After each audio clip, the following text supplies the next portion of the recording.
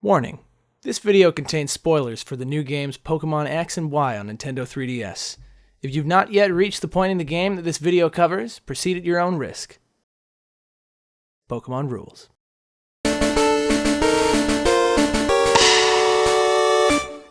Hey guys, welcome to the Pokemon X and Y vlogs. I'm Kellie. And I'm Alex. How are you? Good. Good. Good. What's up? Hey.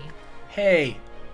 I'm talking in a big voice because it's a big episode. Oh yeah, it's the Elite Four episode. Da, da, da, da. Great. Go ahead and mute my computer so no more email sounds happen. So it's been a journey. It has been a journey, and today we are at the Elite Four. We did it. And we're ready to face them. And like we talked about last week, the castle is very beautiful. It is tight. So it is like a cathedral. Yeah, true. It is. It is a cathedral. When you entered the castle, what was your mindset? I was thinking, honestly, about Notre Dame. Oh, okay.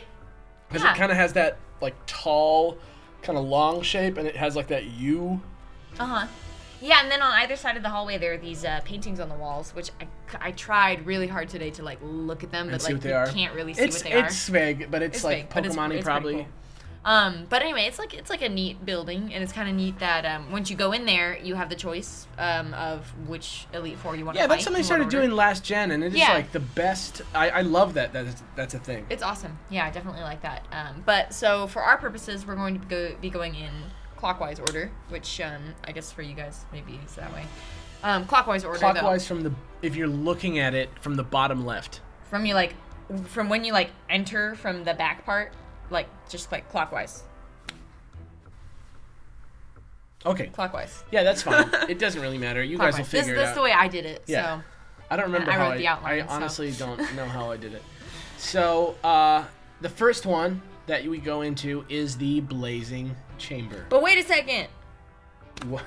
When you walk to the Blazing Chamber, you go on this elevator and you pass by this statue.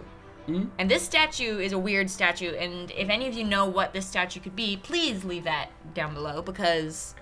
Yeah, it doesn't look like any Pokemon that I know about. It doesn't or any human. It doesn't really look like a person. Like, it could be a person in, some kind of, very, very ornate armor, but that's, a stretch. That's, definitely like a stretch of the imagination. What is it? A Pokemon, a person, something in between?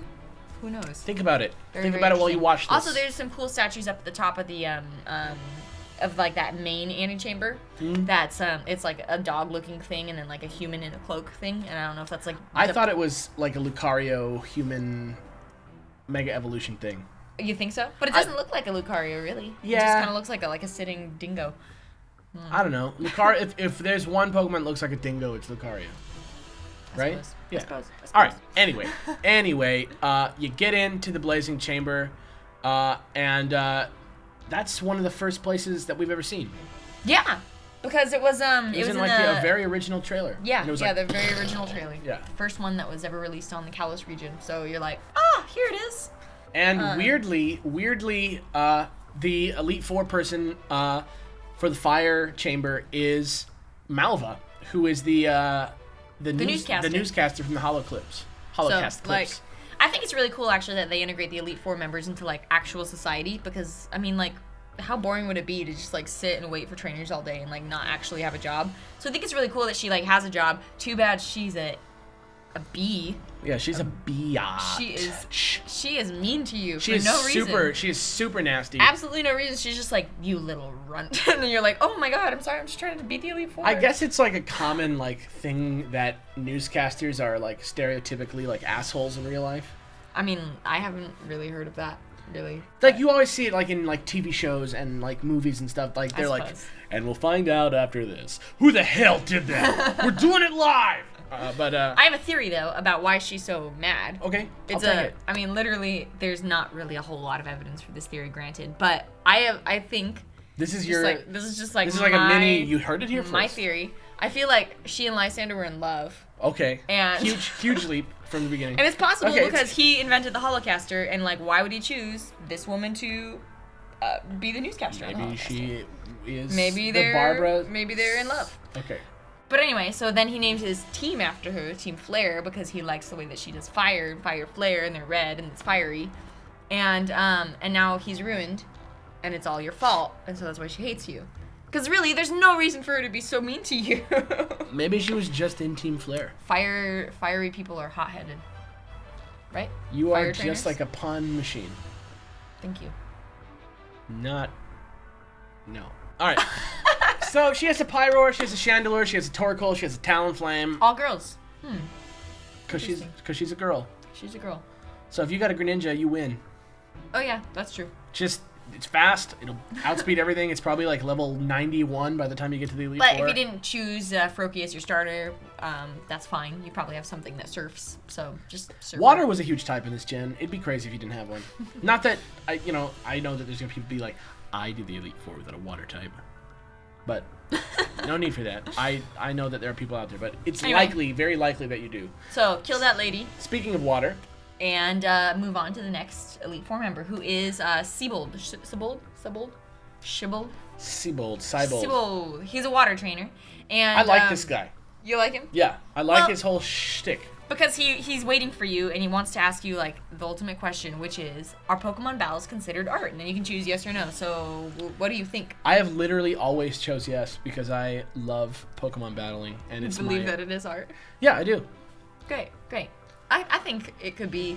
I think that it's strategic enough that in such a way it is like a dance of some sort. Yeah, that's an art. Yeah, it's like an art form. And it's meta too because it could also just mean like, do you think video games are art? Hey. Think about that. If you say no, he gets mad at you and then challenges you anyway. Yeah. But he's probably the easiest Elite Four guy. I mean, water types are pretty easy to counter. I mean, they're good. It's a solid type, but they are pretty easy to counter. Yeah. So He has Cloudster, he has Gyarados, he has Starmie, and he has the weird Barbaracle, who I like. that was the first time I'd seen him because I was like, I'm not getting Binnacle because I only like cute things.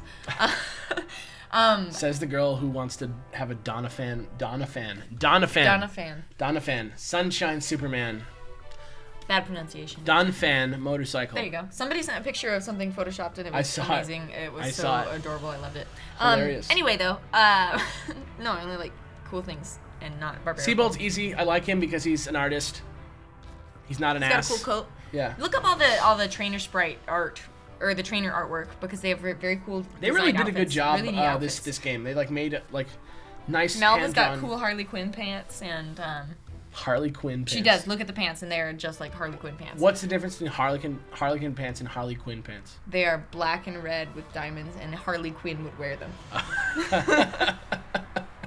All right, let's move on. The third chamber is the Dragon Mark chamber. This was the most pleasant surprise of the Elite Four, in my opinion. She's so nice. Her name is Drasna, which is unfortunately the worst thing about her. Aw. Very ugly name, but it's. But she's like, oh my gosh, hi, yeah. welcome. Hey, damn. You did it! Oh, she's like this like older lady, not like super old, but then and then she's also from Sinnoh, and it's cool because she doesn't specifically say I'm from Sinnoh, but she's like I'm from a region far away. My parents taught me about Pokemon my grandparents. She says they taught me about the Pokemon that controlled time and space, and our town was like old. She's literally talking about Canada. I think that she is the daughter or granddaughter of that woman. The old woman in Yeah. that I thought that was Cynthia's grandma. Maybe they're related. Sisters. Stop it. Late at night. Yeah, we are real penchy. We're penchy. So she has Dragalge, who's like a really cool Pokemon if you Definitely. haven't seen one yet. Altaria, who is hilarious. Dredagon, who is scary, and Noivern. Who's great. Tight.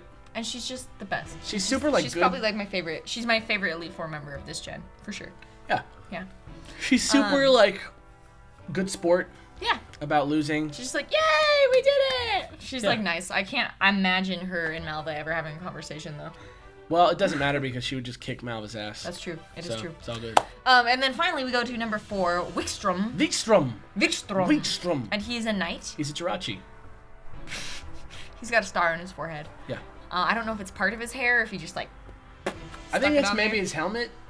He's not wearing a helmet. Yeah, but like maybe it's like he has like a little crown helmet thing. It's weird looking. Like maybe it would protect you if somebody shot an arrow like right at your.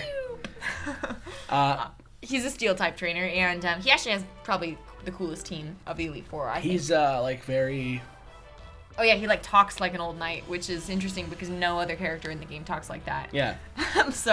He's got Klefki, Probopass, Caesar, and Aegislash. So that's a pretty cool team. That's like Trick's team. That's like a cool team. Yeah. Yeah, that's a good team. But I blew through the Elite Four. Well, I was yeah, that's already my whole team. Easy game. Yeah, my whole team was already level 100 by the time. Oh yeah, were they? And I didn't even like do that much like grinding. I just like ended up with a team that was level 100. Yeah.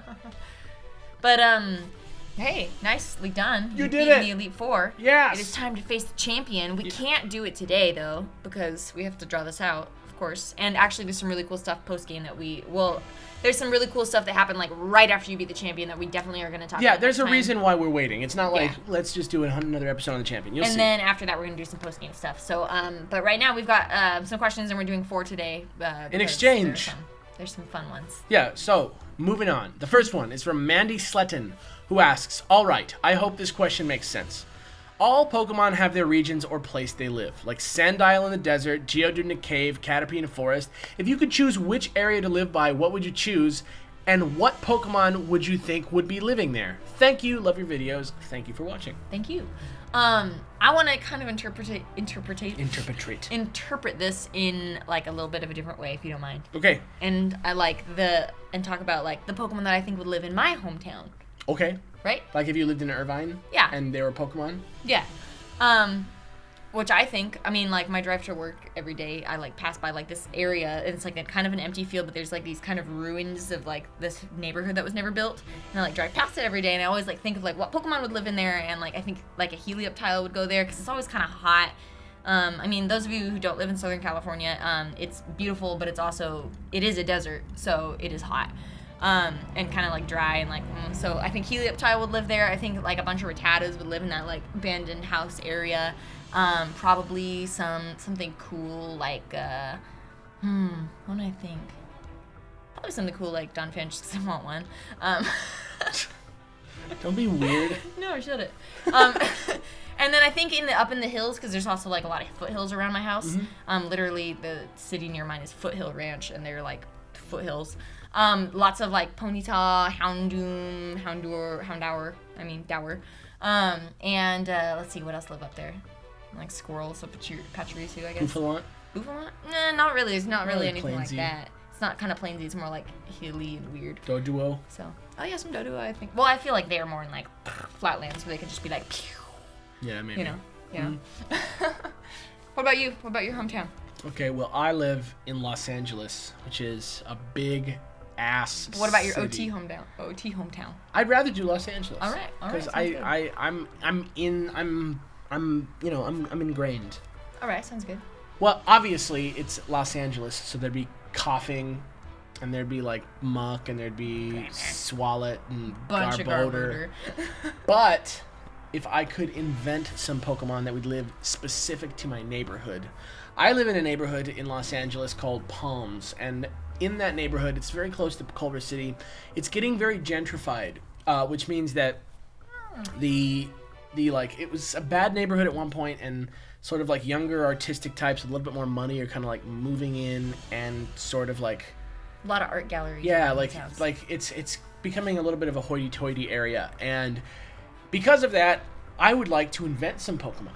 Like, for example, like maybe like in some of the like little empty shops that there are on Washington Boulevard, in between all the new little art galleries and stuff, maybe there could be like a Pokemon that's made out of like cracked pots. Cute. Kind of look, like a little porcelain doll, but like not terrifying. Just kind of like a cute, almost like Chip from Beauty and the Beast kind of Pokemon. Mm-hmm. Or maybe like some dust bunnies. Ooh, we need a coyote Pokemon because there's so many coyotes where I live. LA has coyotes too. Yeah. And maybe like a dust bunny type Pokemon. Dust bunny, how cute. Yeah.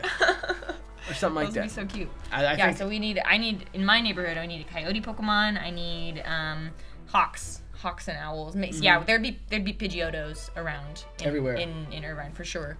Hawks and owls, and there's lots of crows. Yeah. Maybe Murkrow. But then there's also like the area. There's also like the other side of Irvine, which is like just like classic Irvine. That like, if you ever watched Arrested Development, like a lot of it is filmed there. Yeah. So like it's just like looks exactly like if the you, show yeah, portrays. If you want to imagine the landscape of Irvine, think so about then that's like a bunch of lily pups and frou-frous and like. Think about the landscape. Think about the landscape of where the model home is. That's what Irvine looks like. That's literally like I can see that on my direct work. Yeah. So but to answer your question more literally, I think that I would like to live like in the coastal areas because I think those are the best. Oh yeah, for sure. Selection-wise. I think so too. Let me see. The stuff in the grass is always really good. The stuff in the water. There was a question that I didn't put on here, but I do want to mention it because I thought it was interesting. It was somebody asking about like what parts of regions or something that you want to like explore more that you don't really get a chance to. And immediately what came to mind for me was the area east of Fuchsia City, that route that like just goes like up the coastline and then like across and around. I like that route a lot. I would love to see like extensive like London style suburbs. Yeah, that'd be cool. I feel like that should be in Kalos somewhere. I don't know. Yeah. Anyway. But yeah, thank you, Mandy. That was a fun. cool one. So why don't you take the next one? Great. The next one is from Caleb Robinson. And he says, having just finished my second Nuzlocke in Johto, first was Unova, I thought I might ask you two about your Nuzlocke experiences. How many have you tried and how many have you succeeded? I've never done one. I've never done one. I don't typically go back and play through the games again. If I do, I'll just like play through the campaign real quick and then just like never do it again. I've attempted 3. They're heartbreaking. I'm actually in the middle of all 3 because 2 are on an emulator on my computer and 1 is on my version of Pokemon Y, and I'm just like not done with that one yet. They're heartbreaking. I don't do well in them. I mean, like I'm sure that I could just like sit down and hammer it out and finish them all. But the ones that I did on emulators on my computer were actually random Nuzlocks. Like my Ruby. Yeah, we patched the actual ROM file of game to like randomize. Right, the so it randomizes all the Pokemon, and my starter in Ruby was a Porygon, and I lost it very fast. I named it Pixel. I really loved it. I lost it very fast, and that one was like, I'm having a really hard time in that one. I'm doing fine now, and I'm like at the last badge or whatever, so I should probably just finish that one up. But my Black, I was going through Black, and my starter at, again, random was Umbreon, and I named her Bumblebee. And that was like the coolest thing in the world. And I was like, great, I'm doing really, really good. And I got to the first gym, and he was random, and he had a Vespiquen with Fury Cutter, and just used Fury Cutter like 6 times in a row. Killed everyone, crushed everything, except for Umbreon, who managed to survive a Fury Cutter bug-type attack. Like how? I don't know. But she's just the best. And I managed to beat his Vespiquen, and then I was like, well, now I only have 1 Pokemon. And so then that one has been sad, but now I caught a bear tick, so that was cool. So yeah, I mean Nuzlocke as far as I'm concerned, like they're like fun and silly, but like I don't like really get into them and like say like I'm in it to win it and I have to finish it. So like they're just kind of like around. You know what? I did start a Nuzlocke on my Heart Gold version. I have 1 badge. Yay! But I have not played it in like 6 months. I did it in like 1 day. I was like just sitting around my house. It was like a day where I was like, oh, I don't have anything to do today. Personally, I'm like into like breeding Pokemon and making a bunch of like nice. Yeah, I like making teams in the current generation. It's my favorite thing to do. Yeah. So yeah, Nuzlocks. While I think they're awesome, I don't have the time or the emotional strength to do one. They're sad. They are. They're sad. I was like, oh my god, my licky tongue. All right. Thank you, Caleb. Thank you. So the next question comes from Ozaka Axe Stripe. This one's a fun one. Just finally started watching these, and I have a question. In like episode 7, Alex mentioned the Redwall series, and I'm wondering, what is your favorite Redwall book? My favorite Redwall book is the Bellmaker. The Bellmaker? Is that what it's called? Yes. Yeah, the Bellmaker. Bellmaker. My favorite is Legend of Luke or Outcast of Redwall. But the correct answer is the Bellmaker. Okay, leaning right into the microphone. It's a pirate adventure. It's awesome. Yeah, Legend of Luke is like piratey a little bit too. But the Bellmaker. But then Outcast of Redwall has like that whole Sunstripe. Yeah, I love Redwall. Awesome. Don't even worry about it. The answer is the Bellmaker. Great. Go read them all if you haven't read them. They're really fun. Cool. R.I.P. Brian Jakes. Really, that was really sad. That man can describe food better than anyone. That's true. So we got one more question tonight, and this one's kind of a long one, and I don't know if we've answered it before. I'm sure we have in some capacity, but I guess we wanted to do it like officially. And so thank you, Sammy2Mine. Sammy28Mine. Yeah. Sam 28Mine. Okay, yeah. Usernames are hard, man. Just look at it. It's below us. Look at it. He said, hello, I have a question. What inspired you to do the Dex? So, do you want to... Yeah, okay, sure. So, I don't know how much detail we've gone into this in the past, but at the beginning of our relationship with each other, like, a large part of the reason that we connected easily was because we were both, like, really into Pokemon. And, like, that was just a thing. It wasn't really, like, the center of our relationship once we actually started dating, but, we, you know, it's something that we always were very conscious of and, like, talked about every day.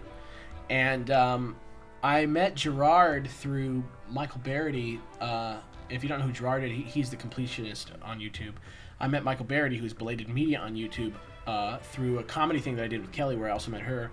And he introduced me to Gerard at E3 one year. And in a few weeks later, Gerard and I and him and a couple of our friends were at a early screening of Brave. And Barrity just said, you know, there's not really like a definitive show on YouTube that's about Pokemon in depth about each Pokemon in the way that we do it now. And he sold it to us as a thing that we should do. And I was like, you know, I started working with Gerard after, like, shortly after that, just in like a small capacity on his YouTube channel.